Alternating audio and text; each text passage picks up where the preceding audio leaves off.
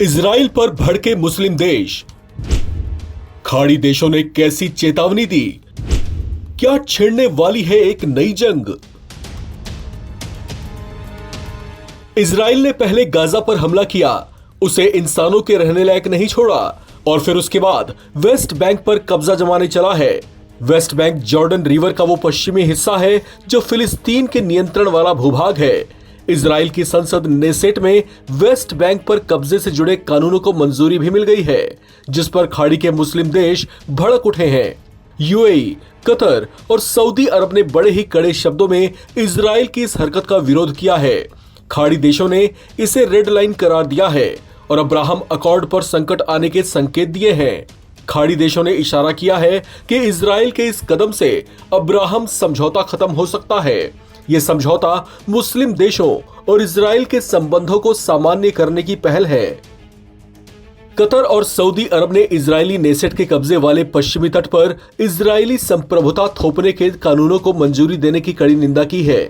दोनों मुल्कों ने इसे फिलिस्तीनी लोगों के अधिकारों का घोर उल्लंघन और अंतर्राष्ट्रीय कानून के लिए चुनौती बताया है। संयुक्त अरब अमीरात के राष्ट्रपति मोहम्मद बिन जायद अल नाहयान के राजनीतिक सलाहकार अनवर गरगाश ने भी इस पर आपत्ति जताते हुए इसे रेड लाइन कहा है।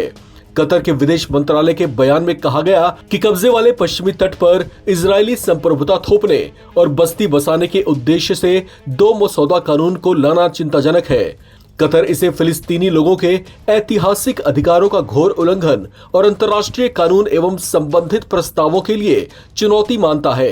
कतर ने अंतर्राष्ट्रीय समुदाय और संयुक्त राष्ट्र सुरक्षा परिषद से अपनी जिम्मेदारी निभाते हुए इजराइल को विस्तारवादी योजनाओं से रोकने का आह्वान किया है।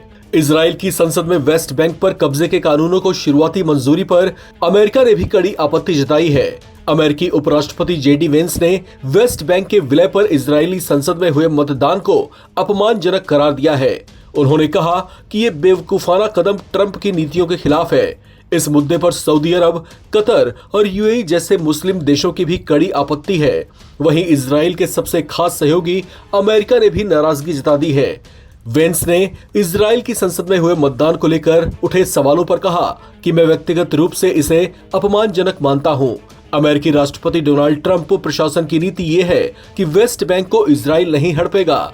ये मतदान अगर राजनीतिक स्टंट था तो इसमें कोई शक नहीं है कि ये बहुत ही मूर्खतापूर्ण राजनीतिक स्टंट है।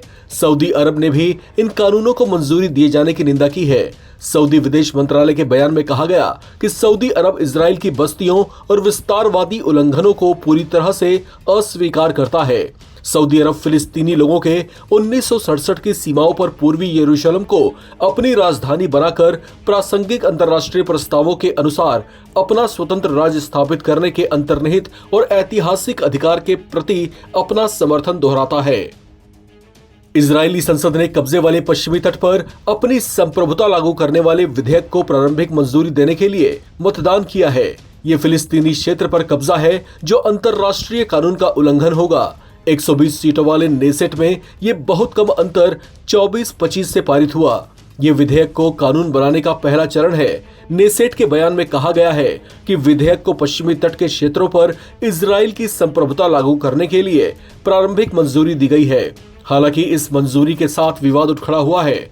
इस पर खाड़ी के मुस्लिम देशों ने जिस तरह से नाराजगी जताई है, ऐसा माना जा रहा है कि अगर इस विवाद को यही खत्म नहीं किया गया तो अंजाम आगे बहुत गंभीर दिखाई दे सकते हैं। इस खबर में फिलहाल इतना ही। बाकी अपडेट्स के लिए आप बने रहें नवभारत टाइम्स के साथ।